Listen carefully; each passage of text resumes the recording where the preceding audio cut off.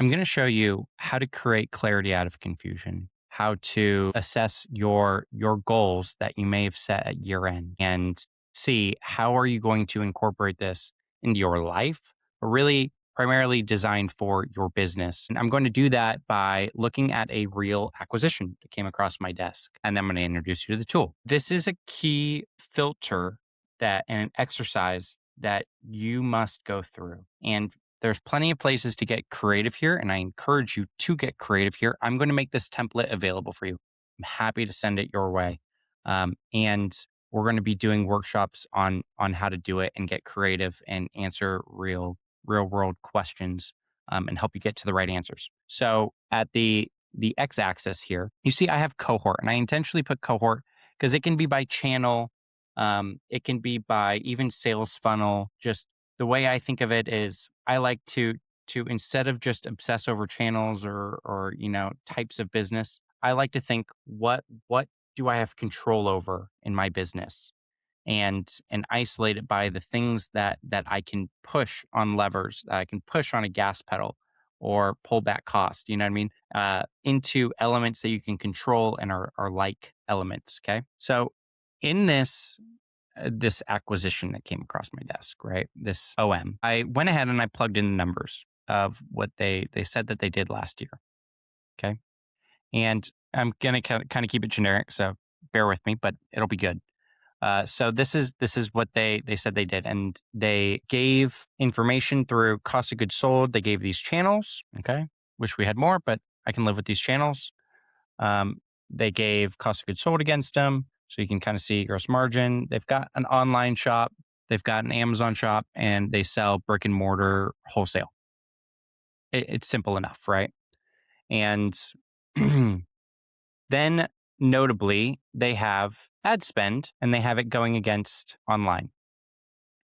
And I made a discretionary call to push shipping and logistics to online and not to Amazon and wholesale. I assume that they're FBA or yeah. So from there, Amazon channel fees, where you put it, they have it in cost of goods sold. I kind of like it in direct expense because I want to see, it looks like here they either their product mix or maybe they charge a little bit more on Amazon. Okay.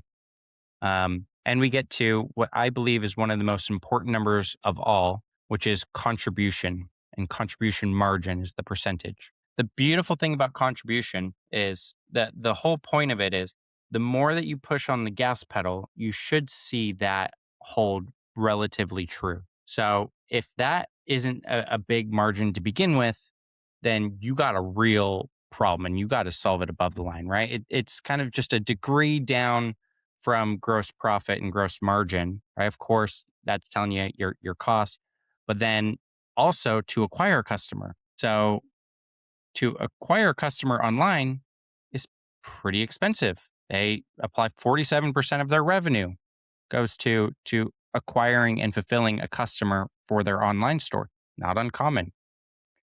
52% for Amazon.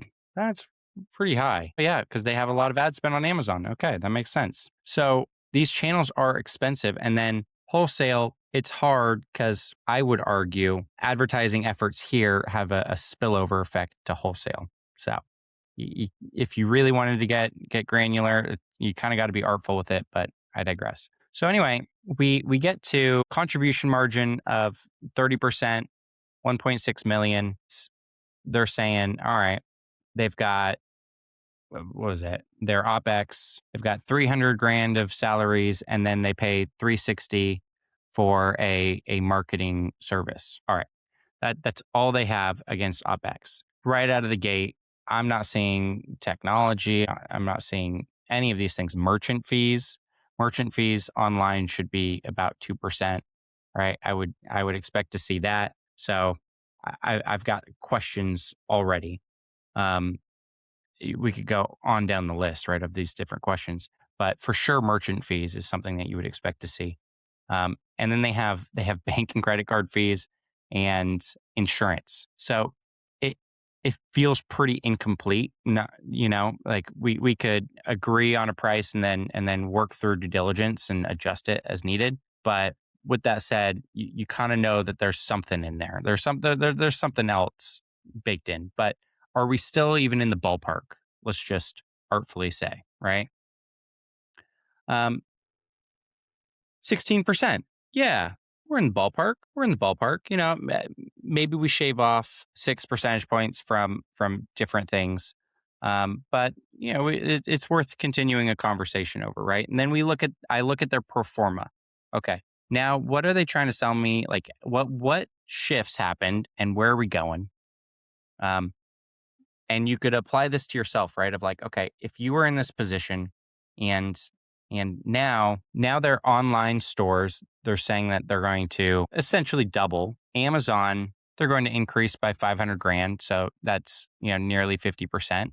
Wholesale falls off a cliff, 2.5 million to 700,000. What happened? Would be my first like why? And they don't really speak to it too much. Other things, all right, well, if you're going heavy into online, what are your metrics? They don't say lifetime value, which is a big deal. Their average order value is $45. Their return rate is 45%. Okay. And they have a couple of marketing media assets.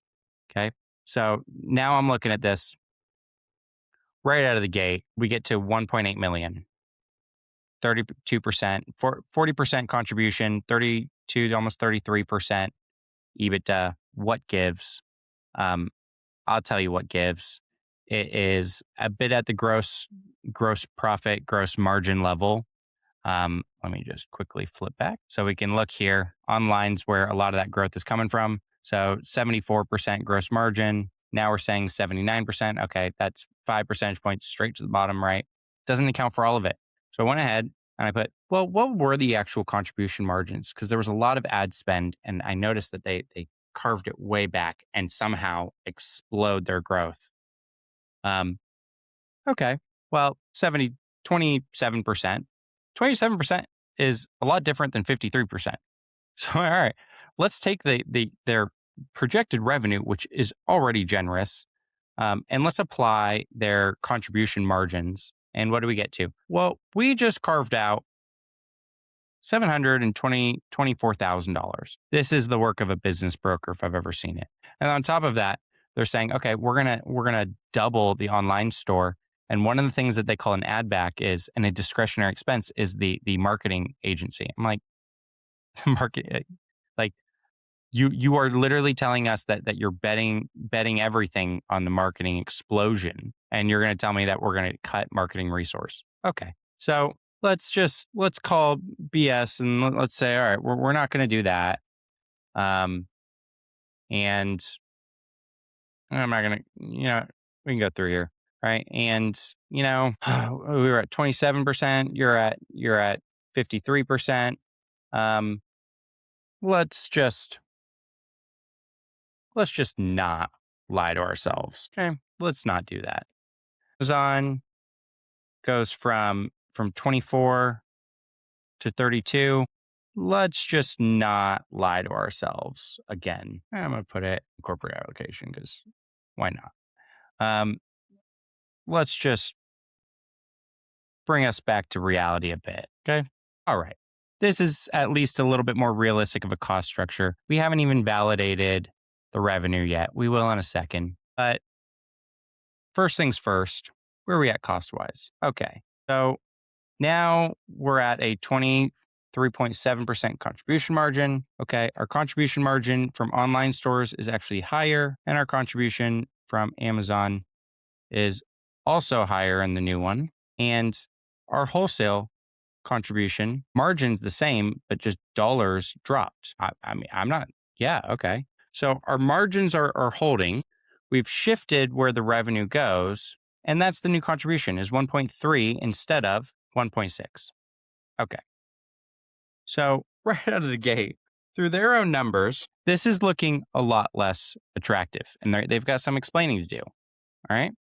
So I would go back and I would actually try to have this conversation. And, if there's a deal to be made here, then, and I'm just validating, these are roughly the same, a little bit better, right? So a little bit more. So yeah, this is about right. Okay. So if there's a deal here, it's going to be closer to this number, not some BS, in theirs, they say they go, I'll just tell you again, they say they go from 874,000 of adjusted EBITDA to 1.5 million. No, you don't. You just don't. Okay. So we start there. Now let's apply it as if this is our own company. And we go, all right, we've lost some wholesale distribution and now I'm going to bust these open. Okay. And let's take a hard look and see what it is that we can do. Well, I've got online stores. This is what I'm doing. Amazon, I'm already crazy aggressively growing. I'm going back to the well and I'm looking at wholesale really hard to start with and saying, you know, what are some other wholesale channels that I can approach? Can I white label other wholesale? Can I white label product for somebody else? Right? Maybe one of these big companies wanted to do that.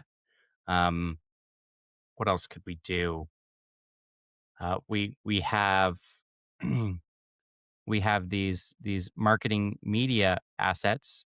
Can we, and we're already tapping on them like we're going crazy and abusing them with sales. So in this instance, I'm going to go ahead and say it's already factored in there, right? But how, you know, easy math is you can expect these channels to be worth roughly, depending on their engagement, but a dollar a follower. So like these aren't huge assets here. Um, and that's if they're active, and there's a whole nuance that goes into that. But we're not going to milk a ton out of that, right? Maybe we can milk a 2% conversion. What's 2% of that times? So I'm saying we ran a sale and that's 52,000. I mean, that it's not moving the needle, right? So, okay. Other wholesale, white label things could we do? We could do affiliate deals, right?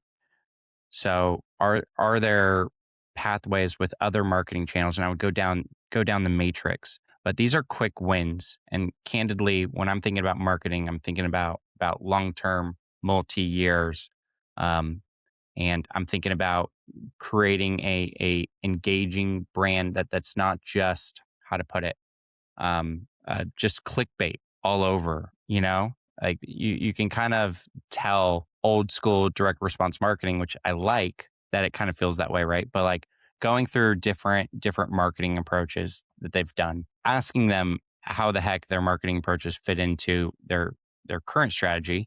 But like, are we doing direct mail? Right. Like, are we going to expand other markets? Right. Like what are the different opportunities? And I would exhaustively list the opportunities and which ones we think that are in our wheelhouse and are most achievable. And then I would essentially model them out very similarly, right? So if we think that we could get another wholesale for 500,000, this is how I would plot out the growth. I would say, okay, times 60%, right? And on down. There was allocated. We have nothing there. Okay, but that's making our numbers look a lot better. You know what I'm saying? So this is how I think you need to be pressure testing your your financial model, because your financial model can hide some of these things. If you just break it out by this, you're not going to get I would call this a quick gut check, because I would want to see this. If we're talking 3 million in online sales for this size, 50% of the revenue, then let's start breaking out how that works, right? Let's start breaking out ad campaigns. How are we going to grow these? What success metrics do we have? And work up from there. And that's how I would look about betting it. And also solving the problem of, okay, if there is a shortfall, I'm a huge believer in setting goals and saying, we would really want to see $1 million of EBITDA at 15% or better. Okay. Well, then I would come back here and I would start playing with this and I would say, okay, are there any paths, any focuses that we can do to achieve that? Where are the pushes and the pulls on that? Well, in a lot of ways, wholesale is the push on the contribution margin. So we like that.